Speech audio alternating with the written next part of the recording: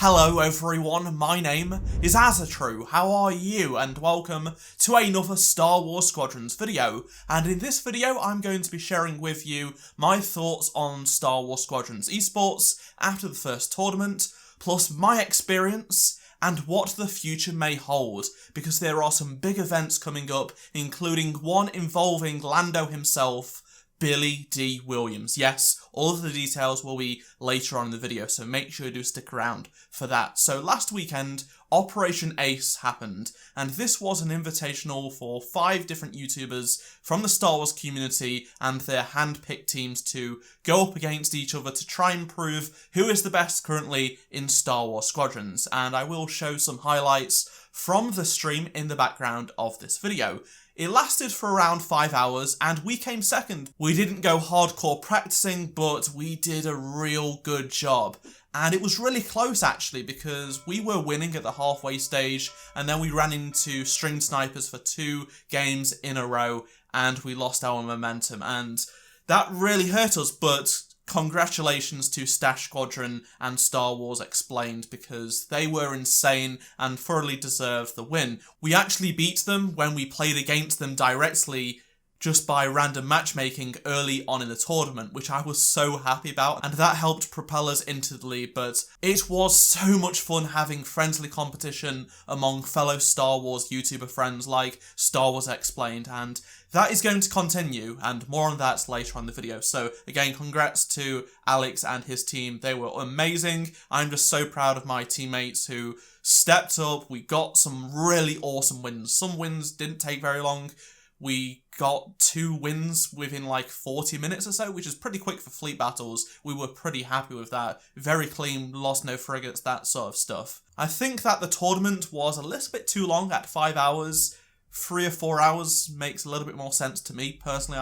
I guess I'm just not more of an endurance gamer. I don't play games for 5 hours straight, and my arms were in pain the next morning because I was holding a controller so tightly for 5 hours, plus streaming at the same time. Although Fleet Battles matches do take quite a bit of time, they can take up to like 30 minutes, so I can see where they were going with the 5 hour mark. It's just not a personal preference to me, but who am I to decide? I'm just a player and not the person running the competition. But it was a very well ran event, and the production quality for their first event has set a very high bar that others are going to have to follow and beat. The stream production quality was great, as you can see from the on-screen graphics to the commentators. But that will be the difference maker. They're going to try and pinch him here. 2-1. Oh, he clips the side of the ship. He's nearly dead. Heels up on the side. The Empire ship, but I think that's going to do it. Yeah, they're going to walk away with the win. Wow. In case you did not see the event, the rules were pretty simple. You play in fleet battles only, and whoever could get the most wins in fleet battles within 5 hours is the champion. And there were some extra prizes for the person who got the most kills overall, least deaths, most capital ship damage, stuff like that. Motive and EA did actually watch the event, and they were certainly aware of our calls for private matches. Us Game Changers have been asking for it at any feedback opportunity pre-launch. The Reddit has been asking for it. The community really wants this to happen. And it would make tournaments so much better because we don't have to deal with stream snipers. Connection issues would be less of a problem, and it stops those annoying stream snipers that we came up against, and so did the other squads. Honestly, when you're playing against other people in the tournament, as we did with Stash Squadron and Eckhart's team, it's just so much more fun, challenging, engaging, and competitive. Because after that Stash Squadron match, because it went down right to the very wire and we were all try-harding so much, it was so intense, we were all exhausted, and I want to have that feeling again. As I mentioned, I streamed my point of view with my squad mates chatter, and it was great to see a bunch of you stick around for most of the event. Also, this was my longest stream ever by nearly 2 hours. I always stream for around 2 hours on a Friday, and Lego building streams have gone up to 4 hours in a row, but this ended at 5 hours 40 minutes because even though we played for 5 hours, there was counting the results and stuff like that towards the end of the stream, and we was just talking with the chat after we finished those long matches. There was long 5 hours of just playing Squadrons 5 hours straight. But anyway, they had some great prizes and they had great communication as well. So I just want to give a special shout out to Boomstick and the whole team for putting on a great show and setting an awesome standard. Some of you have probably noticed by now that my team is called Star Squadron, and you are probably wondering why. What is this name? Well, we were trying to think of names. I brought together my teammates and we were trying to think, what should we go under? And I really liked the idea, after a lot of thinking, of using a name of a creature from Star Wars, because that's what some other squadrons have done in canon.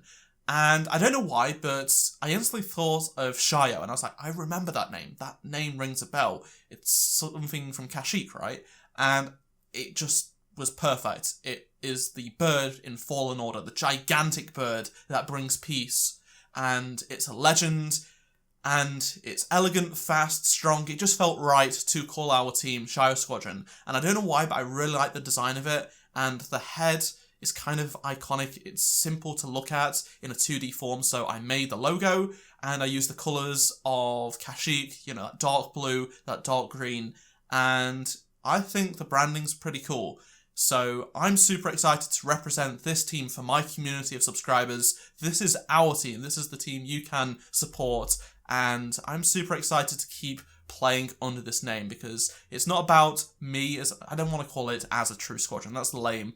Calling it something that's relevant to Star Wars in universe and that has a deeper meaning to it is really cool to me. Also, you guys can represent it on social media. You don't need my name attached to it, and it's relevant because it's literally from an EA Star Wars video game. Moving on to the future, and coming up very shortly on November 1st is the Legions Creator Clash, with 16 of us Star Wars YouTubers bringing our teams to the table again. So we've gone from 5 up to 16, which is awesome. I'm super excited for this because there is just so many more people playing, and this gives us a lot more chance of matching up in matchmaking randomly. So that is what I'm really looking forward to. We don't know the rules as of yet, but I am looking forward to playing once again. I will be streaming this event, of course, on my channel, so I do look forward to you joining us on our attempt to win our first tournament. There's also going to be another tournament in December called the Calrissian Cup, and it's actually going to be open to anybody, I believe, plus Lando himself. Billy D. Williams is going to be commentating, which is insane to me, and I can't wait to see that. We are going to enter, of course, so plenty of Squadron streams are going to be coming up in the next few weeks.